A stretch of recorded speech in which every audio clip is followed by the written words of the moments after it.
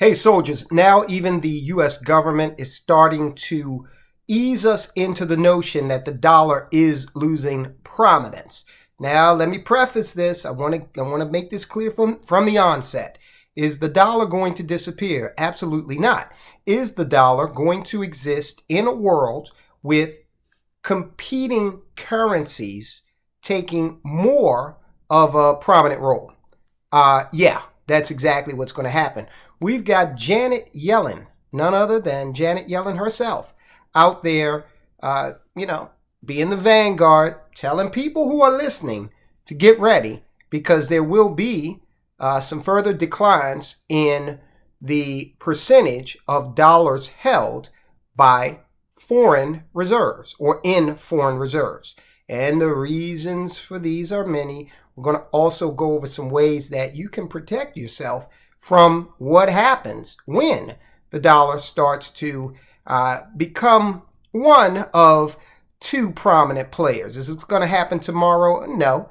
Is this going to happen throughout the next 10 years? Well, it's happening. We're in the opening stages. And yeah, okay, by 2033, we are going to see the dollar well below 50%. I'm upping my estimate. I said that we're going to see the dollar below 50% starting in the mid 2030s. I think I'm backing that up to the early 2030s. Okay, and we're going to go over why. All right, before we get started, if you are not a soldier of finance, it's easy to become one. Hit the subscribe button. That is tantamount to enlisting and becoming a soldier of finance. Let me know you did that in the comments and I will salute you. I make a real effort to respond to all of the comments. You guys take time to express your thoughts and I value that. Also, go ahead and thumbs up the video right now. Help us with that algorithm. Help us to spread this message. We're trying to inform people as to how this economy, this global economy, is evolving. We don't want anyone to be caught unawares. So go ahead, hit the thumbs up so that the algorithm will inform more people that this video is available. And hit the join button. We've got exclusive content in what we call our Officers Club. And I'm telling you right now, when you get into that Officers Club and you see what we're offering in terms of being able to learn how to evaluate these asset classes and learn all about how money really works, you're going to say, wow, that was one of the best investments I've ever made. All right, guys, so let's get started here. Janet Yellen is, laying some groundwork here. I'm sure we're going to hear this rhetoric, get a little stronger, get a little bit more frequent and strident as we move further into the 2020s. A natural way to diversify. Janet Yellen now says Americans should expect a decline in the US dollar as the world's reserve currency. What's really going on and how can you prepare? Now, we've been talking about this for a while, and I've put up with the slings and arrows of many people in my circle who say, oh, Tyrone, you don't know what you're talking about. And I'm like, hey, look, I've been watching this for years, and I've been watching the share of dollar reserves held, by foreign central banks. I've been watching that decline. Okay, this is a trend. And if you consider that, then it is clear that we're headed into an era where we are ushering ourselves out of dollar hegemony, okay? No country that has ever held the reserve currency, held the status of having the reserve currency, has held it for longer than like a century, okay? And so we're coming up on kind of that time frame. Now, you can look back at the 20s as when the British pound really kind of started to decline in terms of its hegemony. It was the world's reserve currency. But maybe around the 70s is when, the US dollar really took a big, bold step into the spotlight as the world's reserve currency. And then when Kissinger went over and talked to the Saudis and had them agree to exchange oil in dollars globally, and what we do as a country is give them security. When that happened, we were off to the races. So somewhere between the 2020s and the 2070s, we can expect, if history is an indicator, to, not have the world's reserve currency. Think it can't happen? Ask Spain. Ask the UK. They once had it, and now they don't anymore. Go back to the Song Dynasty. In China, they were the first fiat currency, the fiat paper currency. And, of course, they don't have that distinction anymore. So, basically, guys, don't expect the greenback to bounce back from this. The U.S. dollar saw an 8% decline in its share of global reserves in 2022. Okay, that's 1 year, causing some to question whether the dollar's days of dominance are over. They are. And it's going to be a gradual, decline, not a light switch. The dollar's not going away. Okay, it will be at first one of two prominent currencies, and then, at some point, if, again, history is an indicator, we will eventually, now we might not be here, but eventually the world will have another reserve currency rise to prominence. They will probably have as much self-control as we did, or as Britain did, or as Spain did, and things will get out of hand, and they'll lose it. And then, on and on the cycle goes. Treasury Secretary Janet Yellen gave her 2 cents on the matter of so-called de-dollarization during a congressional hearing on Tuesday, stating that no currency currently exists that could displace the greenback. I agree with her. Displacing the greenback is not something that we're going to see probably until the late 21st century. While U.S. sanctions, and let me just pause there. By displace, I mean one, okay, dollar, you're gone, and here is the new thing. There's going to be coexistence for quite some time. And that's the era that we are, steaming into full speed ahead.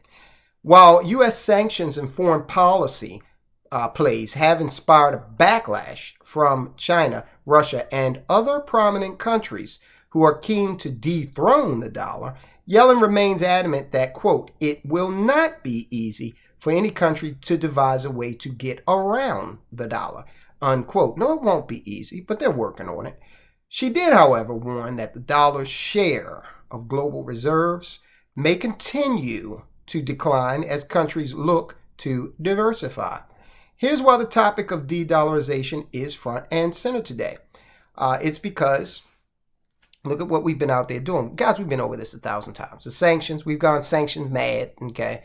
Everybody that looks at the United States crossways or has some sort of policy that we don't like, we sanction you, okay? Countries are getting tired of that. They're getting tired of that. And they're making moves commensurate with that sort of fatigue.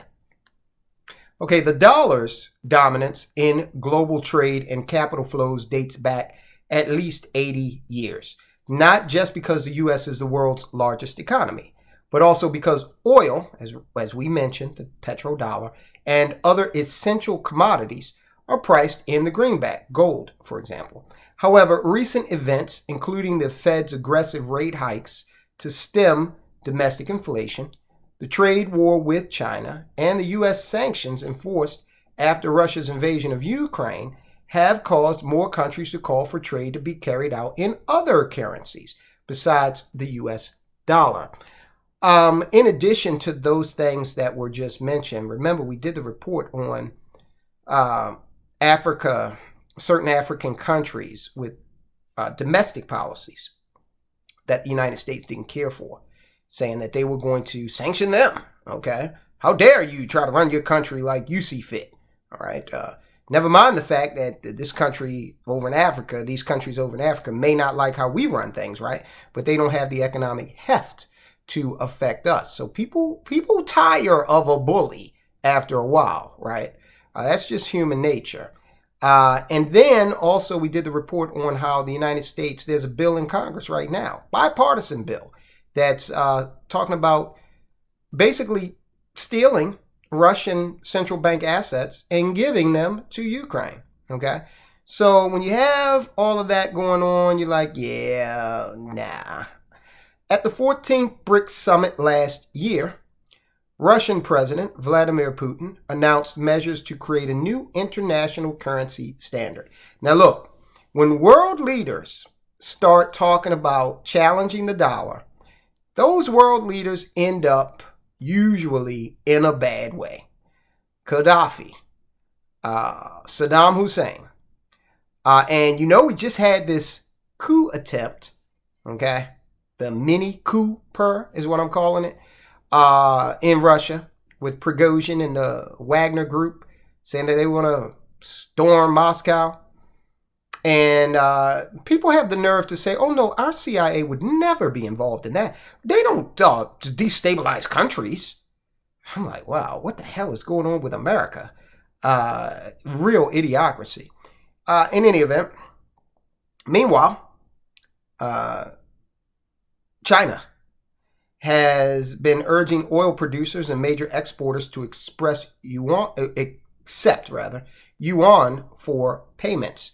And major oil exporter Saudi Arabia has said it's, quote, open to the idea of trading other currencies. Now, see, the CIA can't get involved in trying to, do regime change on China, Russia, and Saudi Arabia, Nigeria, Brazil, El Salvador. It's just, come on. That'll just become untenable. So this is what these countries are probably realizing, that there's strength in numbers when trying to get this done.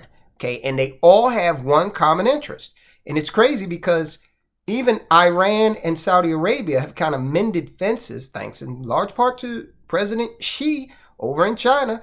They've mended fences over under the guise of building a financial system that can challenge the United States. Even long-term allies, we've reported on this, like France, have made non-dollar transactions since the U.S. ramped up its sanctions.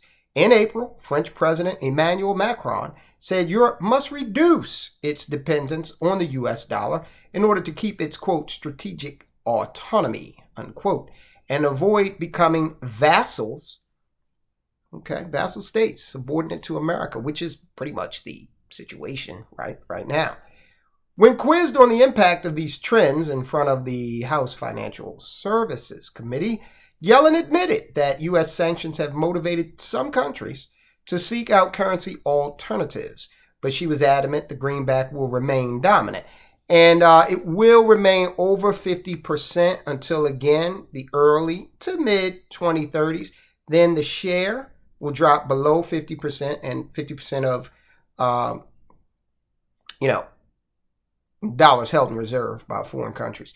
And look, even at 45%, it's still going to be the largest held fiat currency in global reserves. All right. It has a long way to go before it loses the absolute, majority. A long way to go. But dipping below that 50% is significant, especially as these other countries work to create an alternative. And their alternative will not be created overnight. That's why folk like Kevin O'Leary, he was out there saying, no, this can't happen. The dollar's here to stay, blah, blah, blah. Kevin O'Leary's got some sort of interest in saying that because he knows his history. He knows that no fiat currency lasts forever. The dollar plays the role it does in the world financial system for very good reasons that no other country is able to replicate, including China, she said, and that is true currently. We have deep, liquid, open financial markets. There's a lot of transparency in the American financial markets, that is for sure, and less so, far less so, in China. We have a strong rule of law. I don't know about all that. We have a multi-tiered justice system in this country, and it depends on how much money you have and or what your political affiliation is. We've been going more and more down that road, and I'm telling you, if we keep that up, then that's also going to become part and parcel of why these countries say, hell, the U.S. looks like everybody else, every other banana republic in terms of its legal system.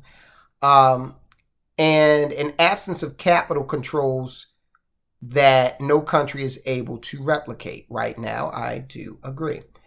The dollar as a reserve currency, when asked if the dollar's international status is declining, Yellen said she sees virtually no meaningful workaround for most countries using the dollar as reserve currency. But look, even though she's saying that, and she really didn't answer the question, fact of the matter is Even though that might be true, we are still watching the dollar decline in terms of that metric of reserves held by central banks. Okay, we're also watching it decline in terms it's a less steep decline, but we also are watching the dollar decline with regard to the purchases that are made and transactions that are executed. That's down also. We should expect over time a gradually increased share of other assets in reserve holdings of countries like gold. The central banks are buying gold. We report on that all the time. It's a natural desire to diversify, but the dollar is far and away the dominant reserve asset. All right, and all that is true. Okay, so let's talk about some of the things you might want to consider if you are keen on this and you're concerned about this eventuality. If the dollar continues to lose its prominence, and that, it has a big potential to affect investments that are denominated in dollars, right? Whether the dollar is replaceable or not, you may be worried about how economic volatility, high inflation, and stock market uncertainty could be impacting your own dollars, especially in your retirement fund.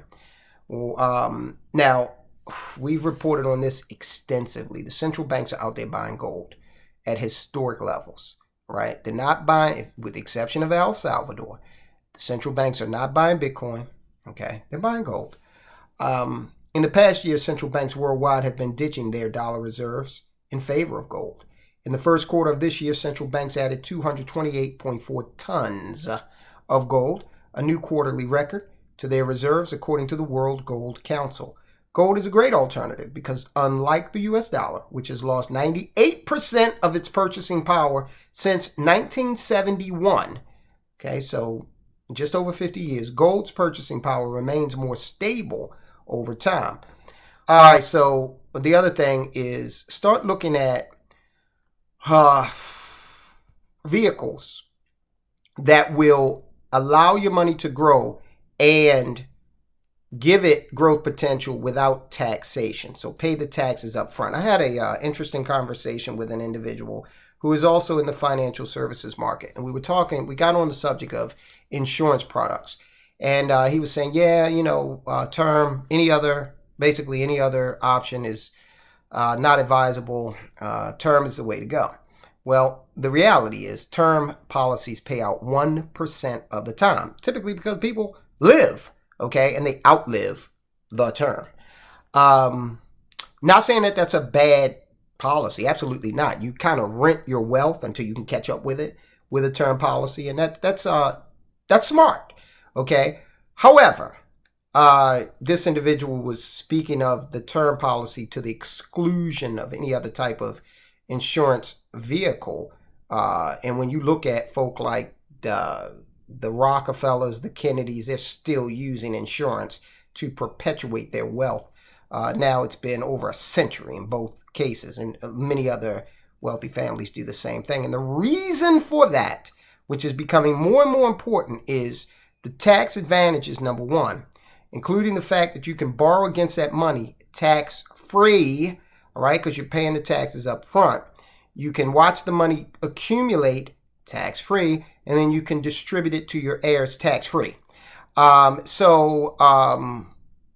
With the national debt currently at $32 trillion and rising fast, you want to situate yourself in some way, shape, or form to be able to mitigate and reduce your tax burden legally going forward. And the IRS code lets you do that with certain non-term insurance policies, okay? I'm a fan, all right? Because I do want a pot of money that has already been taxed at what is sure to be a lower rate. $32 trillion, $50 trillion by 2032. I mean, for all intents and purposes, we don't have a debt ceiling right now. And you're going to tell me that, we'll get the Roth IRA. The Roth IRA has limits. You can only, have one Roth IRA. Well, you can have multiple. But even if you have multiple, you can only meet the limit once. So you can put half in this one and half in that one, fine. The Roth IRA also has age restrictions. You can't touch that money and not expect to be penalized until you're 59 and a half in terms of the growth of the money, right? All right, so that's what's going on, guys. This is really happening, all right, as we speak. You've heard it from none other than the Secretary of the Treasury. She doesn't just get up in the morning and go out and just say, I'm going to wing it when I go in front of Congress. You know, I'm just going to, it'll be okay. No, she prepared those remarks probably a month in advance because she knows, the Fed knows, the White House knows that the dollar is losing prominence. And one artifact of that will be an increase in taxation because the United States is going to have to get the money from somewhere, right? So they're going to turn inward once the blank check starts to be something that they can't turn to.